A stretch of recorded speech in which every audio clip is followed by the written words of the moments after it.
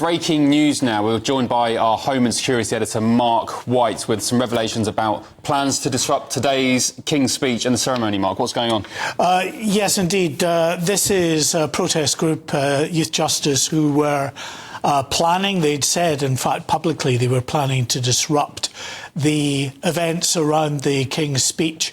And so the police have moved in. This operation is ongoing.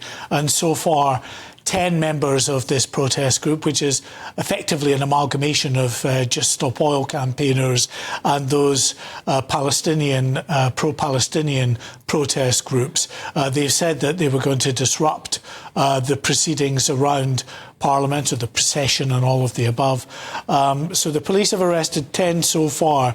They're telling us that there is a group of another 20 to 25 protesters that they know about that are on Victoria Embankment and are in the process of arresting those individuals as well.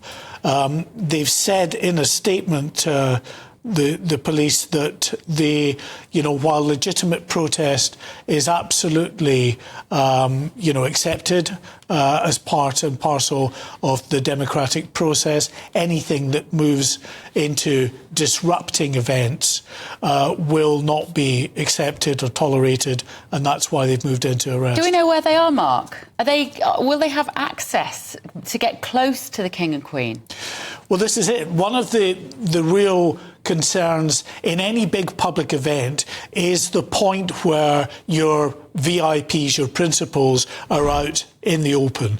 And we know, of course, the Prime Minister, in going from Downing Street to Parliament, has to be usually in a motorcade heading towards Parliament at that time.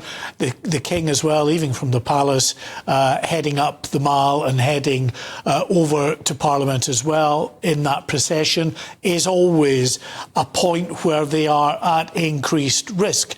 The Metropolitan Police and all of the security services are used to being able to manage these big public events. But that doesn't mean that there isn't a risk. And we've seen it in the past with protesters trying to disrupt, jumping in front of motorcades and processions and alike. There's always the threat from terrorism that underlies everything, but these days, more likely are the activist groups, and that's what we're seeing playing out. So this is this relatively new group, isn't it, Youth Demand? They've said Youth Demand will be disrupting the state's opening of Parliament. We disrupt because it is our duty to fight back in every way we non-violently can, and because we refuse to despair, but instead are full of hope that another way is possible.